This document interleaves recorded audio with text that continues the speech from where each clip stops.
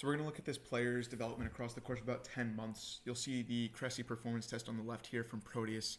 It's a way to measure power outputs through three-dimensional space. So instead of a traditional lift or a compound lift, we're able to see how fast they're rotating, how well they're accelerating with different loads on the Proteus machine.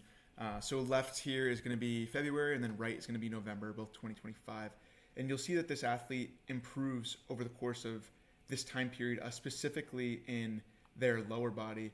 So you'll see that for their lower body power percentiles, they're in the middle range, a little bit below average, and then as they continue to progress throughout the year, they jump up into the higher ranges here, as well as their full body power output. So they jump from the 48th percentile to the 73rd percentile here at the bottom.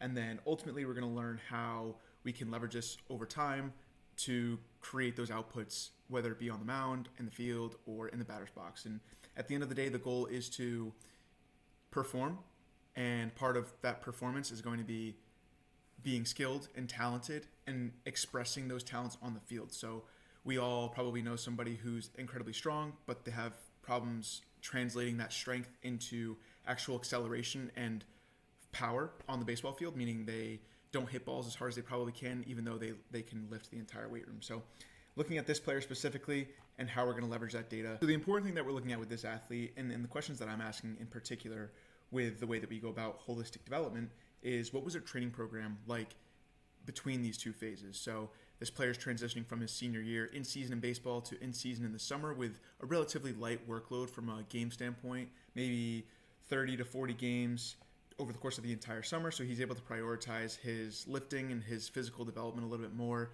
and then heading into his freshman year at a college where he's competing for a position in the fall. The performance PDF does a really good job at highlighting specifically where this player does well. So obviously the chest, and then as they test in the later months, their lats decrease a little bit from the 83rd percentile down to the 61st percentile, which is still above average. So nothing that's necessarily concerning, but maybe something we address as just giving this athlete a little bit more rows, or cueing them to engage their lat when they're doing any type of pressing. Relaxing the upper traps is a main cue for a lot of athletes at his age that we're kind of looking at.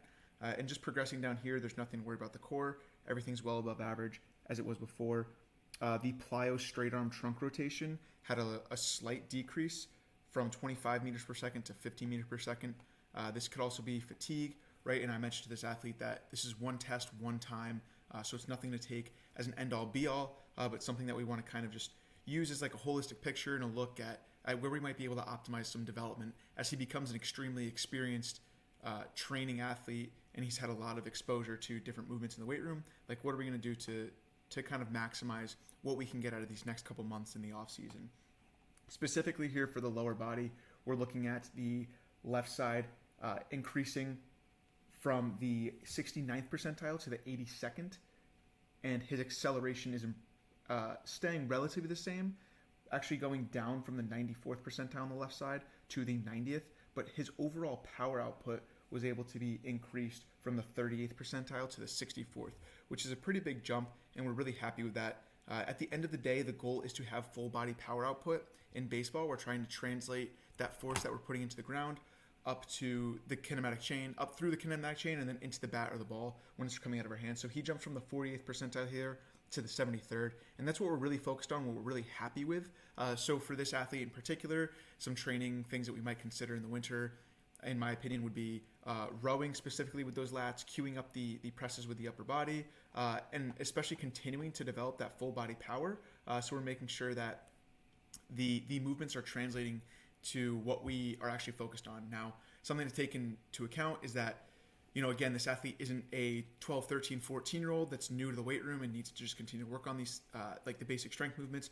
He's developed 18, 19 years old. He's going to be a dominant player at the collegiate level, and he needs to continue to focus on these niche things, as well as continuing to develop his foundation and create that stable base where he's going to be able to maintain his strength, stay healthy, but most importantly for him is to continue to develop that full body power, ultimately through the kinematic sequence. So I'm always a proponent of programming things that are going to help that athlete do that.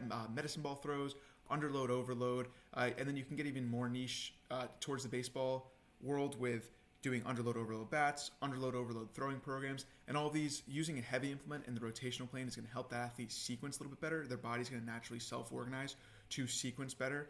And then that underload implement is going to help them move that load faster. So if you're translating back and forth from a heavy load to a light load, that athlete is going to be able to express the best sequence that they can through that heavier load, while still having that recency bias of thinking about moving that and feeling and patterning that movement out with a proper kinematic sequence. You want to put the light implement in their hand and allow them to try to execute in the same way. Now that's creating the pattern of the movement that we're looking for while still being able to move really fast. So that's the concept behind underload overload training and why it works. From a volume standpoint, you just want to be conscious that you are still performing in the top 10% of your outputs while you're doing this in order to get the most out of your training without being too fatigued. Now, if we're looking at something like bat speed training or throwing, for example, let's say it's 90 miles per hour with a throw. If you see that velocity drop down by about 5-6 miles per hour, you're going to want to start to be a little bit more cautious about moving forward with that training, because that's going to suggest that the athlete is a little bit fatigued. So once you start to see the velocity drop, for the most part, below 3, 4, 5 miles per hour, you want to start to be cautious, and then anything below that, you want to immediately stop. Obviously, if you're feeling any pain, you should also immediately stop, and you're just putting yourself at a higher risk for injury. So being conscious of those things as you continue to develop is also going to be extremely important. So another thing that we just keep in mind here is the balance between their left and their right. That would maybe suggest that they are a little bit too asymmetrical, and we want to make sure that we're staying relatively close to the same range, so there's not these major asymmetries that are going to create major compensations and put that athlete at risk for higher risk for injury. So the balance is important, but it's not the end all be all. It doesn't have to be perfect. We just want it to be relatively close, let's say within 10% of each other. So we want to produce as much power as we are going to the left, as we are going to the right, within a 10% range there.